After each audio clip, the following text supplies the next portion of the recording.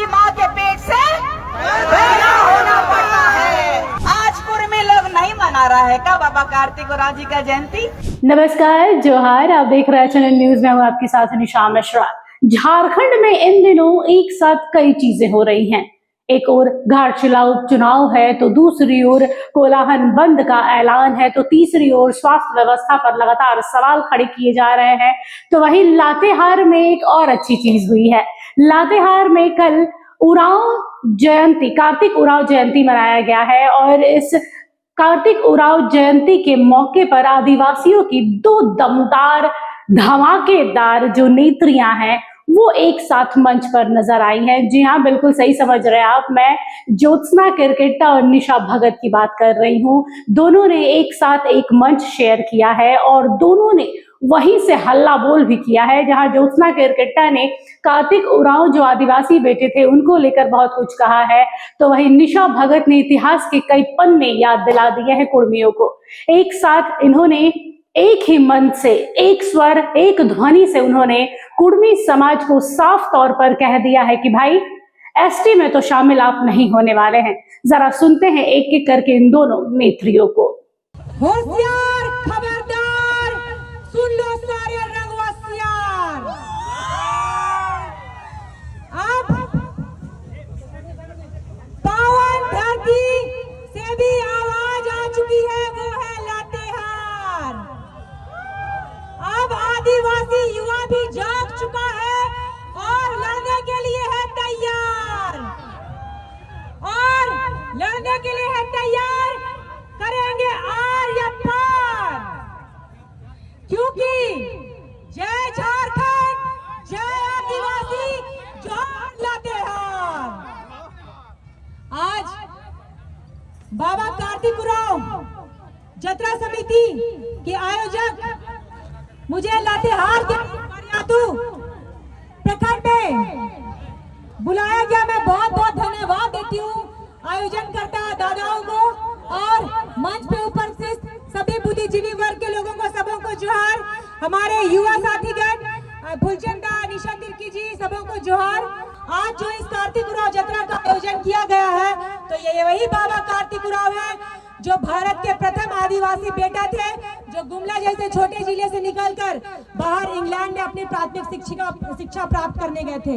और वो बाबा को नेहरू जी ने भी ऑफर दिया था अपने साथ रहने के लिए और जाके मिले थे। और जब एचएससी का स्थापना हुआ झारखंड में, तो बाबा कार्तिक उरांव वहाँ पे इंजीनियर थे, चीफ इंजीनियर थे। जब धर्मांतरण की बात होती है, जब आदिवासी अस्मिता की बात आती है, तो किन का नाम आता है? बाबा कार्तिक उरांव।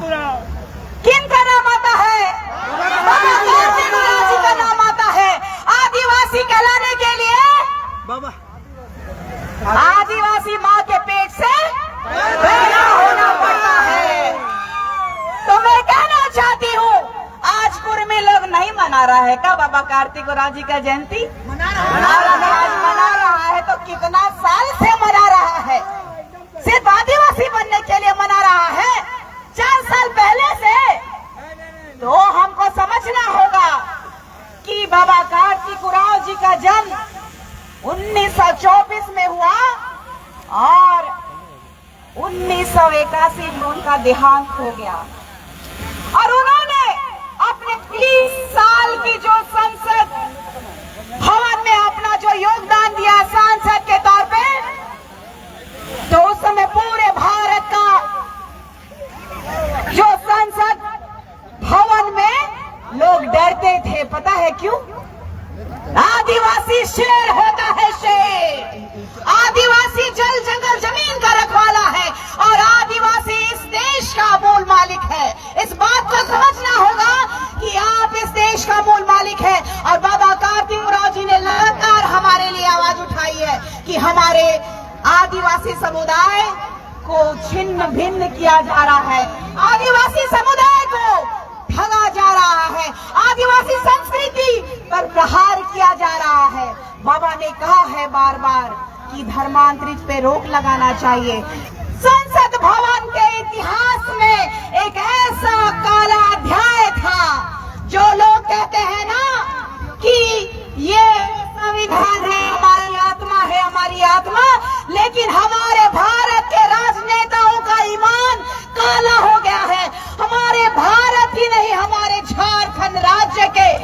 जितने भी नेता है, मंत्री है, विधायक है, उनका दिल हमारे प्रति काला हो गया है।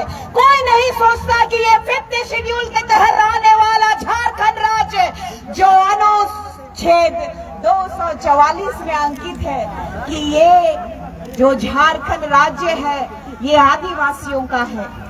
ये जो झारखंड राज्य में पेशा अधिनियम कानून लागू होना चाहिए।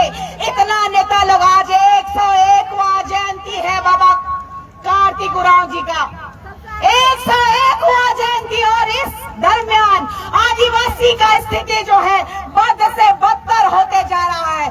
आज जब मैं आवाज उठा रही हूँ कि धर्मांतरण पे रोक लगना चाहिए, तो आज क्या बोल रहा है निशा भगत आरएसएस का दलाल है। तो देखा आप लोगों ने, ये थी आदिवासी नेत्री ज्योत्सना करकेट्टा और निशा भगत।